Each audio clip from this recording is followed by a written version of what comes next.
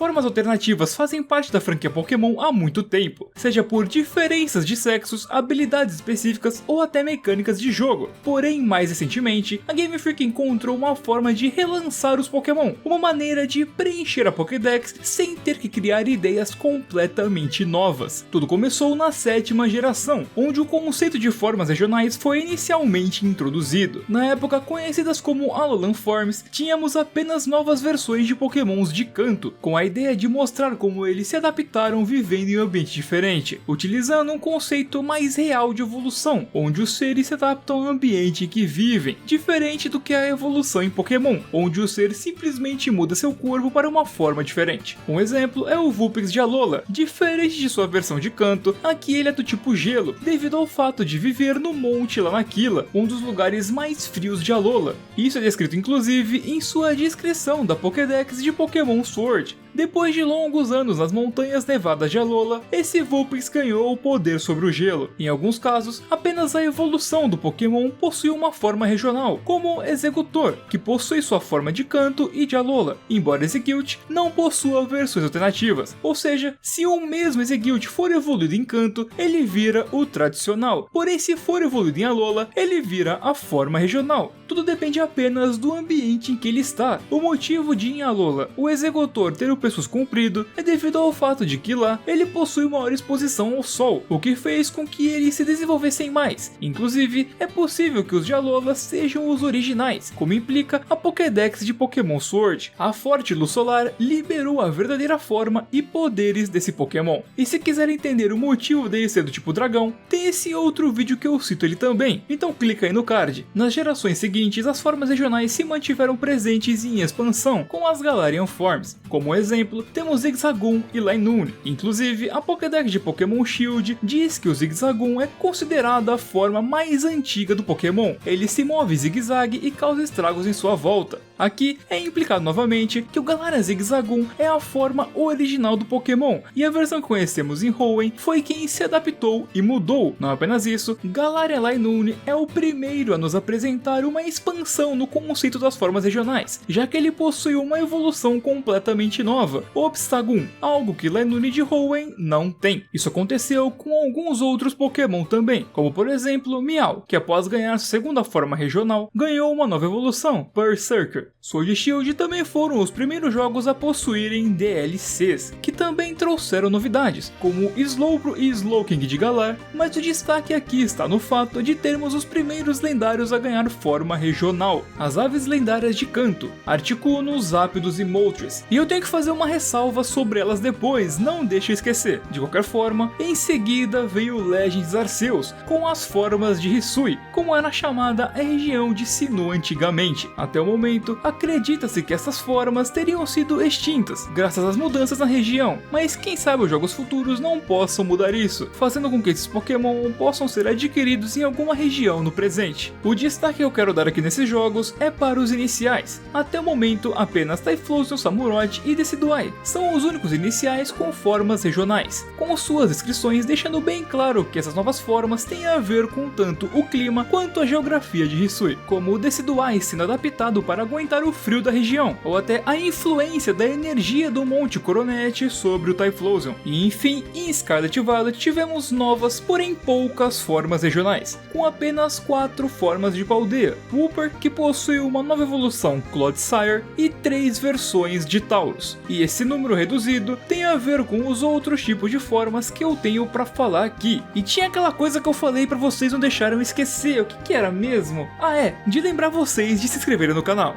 Na verdade, eu acho que não era isso. Ah sim, eu tava falando das aves lendárias. Bem, diferente das formas regionais convencionais, as descrições das Pokédex das aves não indicam que são formas adaptadas às aves de canto, e sim que o mesmo nome foi escolhido devido às semelhanças que eles tinham, e isso pode indicar que de certa forma as aves de Galar sejam mais como os Pokémon convergentes. Também chamados de formas convergentes ou evoluções convergentes, esse conceito foi apresentado nos jogos atuais da 9ª geração, onde temos Pokémon completamente novos, mas que se parecem muito com alguns que já conhecemos. Os exemplos são Toedscool e Toedscruel, que são muito semelhantes a Tentacool e Tentacruel, além de Wiglet e Wugtrio, similares a Diglett e Dugtrio. Esse conceito existe na vida real, com animais diferentes que não possuem um ancestral em comum, porém que no fim são muito parecidos visualmente, como golfinhos e tubarões. Não dá pra negar que são parecidos, porém um é um mamífero e o outro é um peixe. Da mesma forma que Tentacruel é uma água-viva e Toedscruel é um fungo. Esse conceito será expandido nas DLCs dos jogos, como já vimos através dos trailers o Poltergeist, espécie convergente do Sinistee, e é claro que não podemos negar a semelhança desse conceito com as formas regionais, como a própria descrição do Wugtrio em Pokémon Violet diz. O Wugtrio já foi considerado uma forma regional do Dugtrio. Oficialmente, os convergentes são chamados de ecologicamente similares, e nos jogos são estudados por Jack, o professor de biologia da academia. Curiosamente, os convergentes possuem stats praticamente iguais, com uma única exceção até o momento sendo Wiglet e Diglett, com uma leve diferença de 20 pontos na defesa especial. Além disso, nos arquivos do jogo, Toedscool e Toedscruel são referidos como Okakingo e Okagyarados, indicando que originalmente a ideia era ter convergentes de Magikarp e Gyarados no lugar. A única coisa que a gente sabe por esses nomes dos arquivos é que eles teriam alguma coisa a ver com colina ou monte. Possivelmente eles seriam bem interessantes, que pena que eles foram descartados. E aproveita para comentar aí como você gostaria que eles fossem. No fim, convergentes e regionais funcionam praticamente da mesma forma. Porém, entender os contextos e as diferenças nas propostas torna o mundo Pokémon bem mais interessante. Mas é claro que não paramos por aqui. Em Scarlet Violet podemos encontrar um livro que possui o desenho de uma criatura semelhante ao Donphan,